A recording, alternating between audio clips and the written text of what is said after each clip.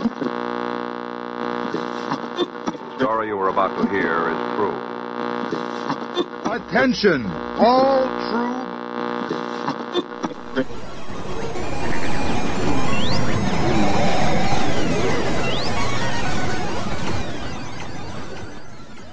She's alive! Alive!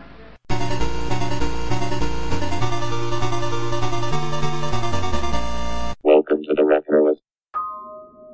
When I was younger, I had a job as a security guard at a stadium near my house. It wasn't too difficult a job, mostly because while I did work events, the majority of the work I did was during the downtime between events. And that made for pretty easy, but also pretty boring work. Because I was one of the newest people on staff, I did the job of a floater, meaning when people were taking their lunch breaks, I would go to their position and I would wait for them to come back. Some of these old-timers who had been there for a while had pretty nice setups. They knew exactly what to bring with them, often a radio, almost always a comfortable chair. My favorite guy to replace was this guy who brought not only a comfy chair, but a 9-inch television with him. And while this thing would only get 2 channels, one of those channels, almost every time I replaced him, was showing the TV show Quincy ME. It's a show that I always liked before this, but during that summer, when I would replace him for his lunch break, I would sit down, and for that hour when he would leave me alone with that television, I was getting paid to watch Quincy. One day he came back from lunch a little early, and Quincy was still on. And as it turned out, he was a fan. A big fan of Jack Klugman especially. To my surprise, the very next day when I went to replace him for lunch, he got up, pulled out another folding chair, presented it to me, and then pulled out some soup, and we watched Quincy together. The whole time, he was telling me about how Jack Klugman liked horses and horse racing, and how one time he saw him at some event. After he had shared his one Jack Klugman story, his stories just became more generally about his life. Now, here was a guy who was in what would be called retirement age, and he had lots of things to tell me. And basically, he chose to spend his lunchtime watching Quincy with me. But I think it was more the company. The idea that he had someone who was definitely going to come to him, who he could tell his stories to. Over the course of the summer, he would tell me story after story while interrupting episodes of Quincy. And time and again, he would forget which stories he told me, and tell me the same Jack Klugman story multiple times. But I found it really comforting. I often lament that it seems that generationally, people are working separately more and more, that we're not seeing a mixing of generations at work. I think that young and old, we have something that we could share with each other. And maybe it just takes the common enjoyment of a TV show to bring us closer together. Or maybe it was just my luck. Whatever the case, whenever I watch Quincy, I can hear this fella's gruff New Jersey accent telling me stories about horse racing and working at the docks in New Jersey. He was an interesting fella who made my job a lot more fun. So on today's show, I'd like to talk to you about the show we shared, Quincy ME. We'll talk about the people in front of and behind the camera. We'll talk about the show's reception, the music, the basis for the show, Metagirl's back with a top 5 list, and we'll throw in a few surprises here and there. We have an info-packed episode ahead of us, so without further ado, let's start the show.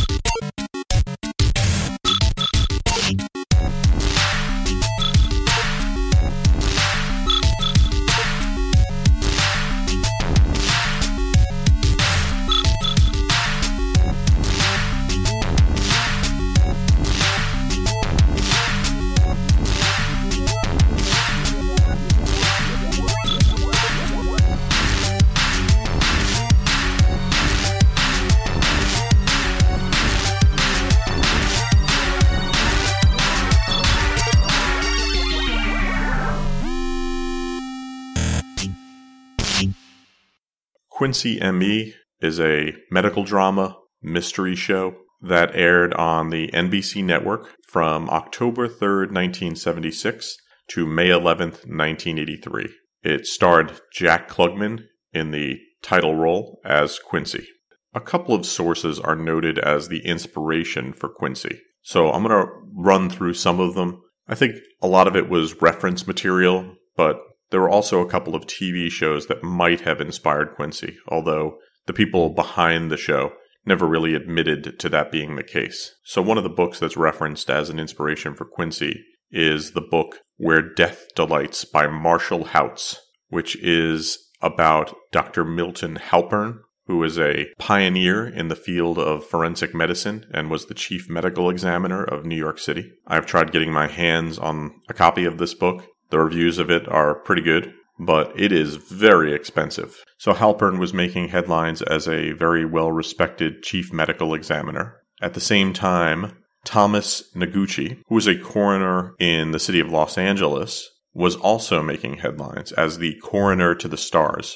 He was the chief medical examiner, coroner for the county of Los Angeles from 1967 to 1982, which fits in very well with the time frame for Quincy. He would determine the cause of death in a lot of high-profile cases at the time, including the death of Natalie Wood, John Belushi, Marilyn Monroe, Sharon Tate, and even Robert Kennedy. His high profile wasn't just because of the cases that he handled, but also he was known to speak very freely to the media, a move that was often criticized by people in the government at the time. Something you often see Quincy doing on Quincy ME is speaking his mind, much to the chagrin of his boss. There were 2 TV shows that preceded Quincy that were about medical examiners that are often cited as inspiring. One would be the 1966 Canadian television show Wojak, with John Vernon in the title role. Vernon would actually make an appearance on Quincy, not as Wojak, but just an interesting crossover there. There's another British TV show from 1968, so after Wojak, called The Expert, which starred Marius Goring as a forensic scientist named John Hardy. Sadly, the BBC wasn't known for high-quality archiving back then, so a lot of The Expert is lost, but memories of it stand out for a lot of people, and its similarity to Quincy is noted by them. The creation of the show is credited to 2 people, writer and producer Lou Shaw, who in addition to working on Quincy, would also work on The Hardy Boys and McCloud. And for Quincy, he would win an Edgar Allan Poe Award for Best Television Episode, which he shared with Tony Lawrence. The other creator is a very well-known one, Glenn A. Larson. Larson was born in 1937, passed away in 2014. He's a producer, director, writer, created a lot of shows that people have heard of, including Battlestar Galactica, Buck Rogers in the 25th Century, BJ and the Bear, Magnum P.I., Knight Rider, and of course Quincy ME. He was nominated for multiple awards, including a Grammy and an Emmy, and he would also go on to win 2 Edgar Awards, one for an episode of McCloud and another for an episode of Magnum P.I. That episode of Magnum P.I., he shared writing credit with Donald P. Belisario, another legend of television. The plot of Quincy is pretty simple. It stars Jack Klugman as Dr. Quincy, who is a fanatically ethical medical examiner for the county of Los Angeles, and week after week, he is called upon to investigate suspicious deaths. He's extremely gifted and competent. He is also extremely passionate, and he is known for taking on issues that he finds important. What made the show interesting is how it tried to deal with bigger issues. So not only would Quincy be trying to solve a crime, but he would hit up against a system that wasn't taking things very seriously. So what started to happen is the show itself tried to further an agenda that it endorsed. And eventually the star of the show would wind up testifying in front of Congress. An example of that would be an appearance he made to discuss orphan drugs, or drugs that weren't being developed because they weren't profitable. And Klugman would talk about what he learned making that episode of the show. And basically his appearance would boost the profile of these issues.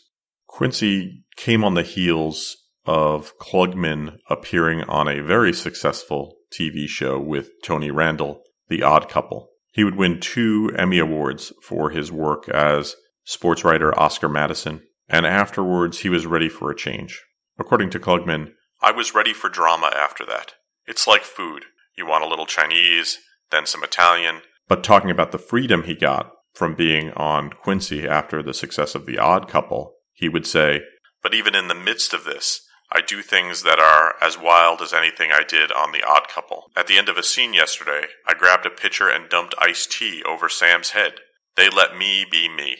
I think what Jack Klugman is trying to talk about there is his persona. He is known for being sort of brash, and reporting at the time talked about the difficulties he was having, his outspokenness about the quality of the scripts in early episodes of Quincy. And because he was so vocal, the writers took it personally, and the two sides fought about it, and the press reported upon it.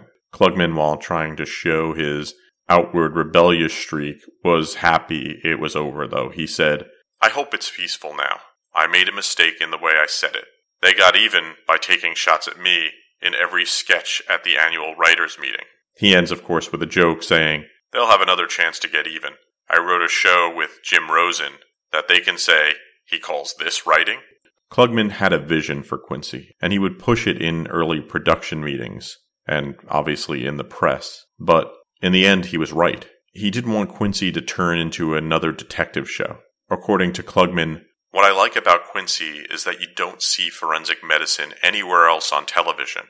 You're not just another cop show." Klugman wanted work that he was excited about, and even in financial inducements, wouldn't push him to accept work that he didn't really want to do at the time. He tells a story about a producer that wanted to sign him to a show, and now one of Klugman's passions, as I mentioned, was horse racing and horses. And the producer said, "Go to Hollywood Park and pick any two horses and we'll buy them for you." Klugman, hearing that, instantly knew this is a person he didn't want to do business with. He didn't want some financial inducement making him do a show. Instead, he wanted to do a show no matter what if he liked it. And as Quincy started to take shape during the first season, Klugman became more invested and the show would thrive.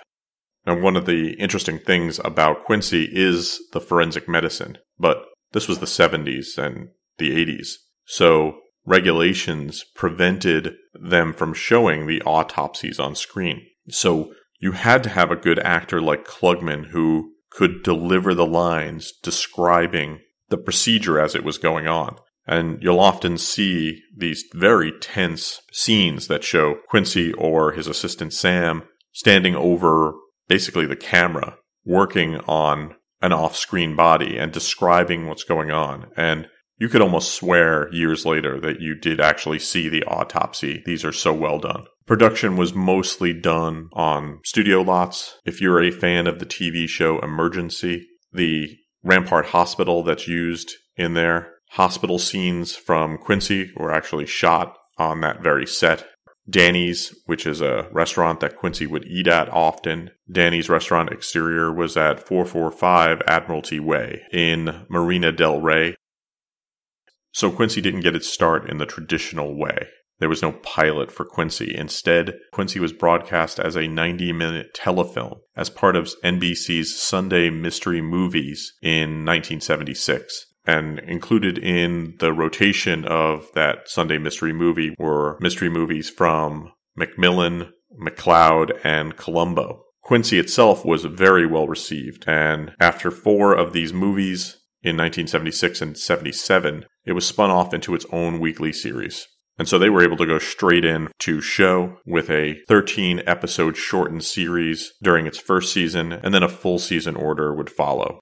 These mystery movies, especially the Quincy ones, were very well received. In a review from the time, Joan Honauer wrote, "The series stars Jack Klugman as a maverick medical examiner who battles the police department, showering them with forensic clues. Klugman, with some Oscar from Odd Couple clinging to his expressive gestures, gives Quincy a sardonic humanism as he tries to connect a trio of murders that tie into City Hall."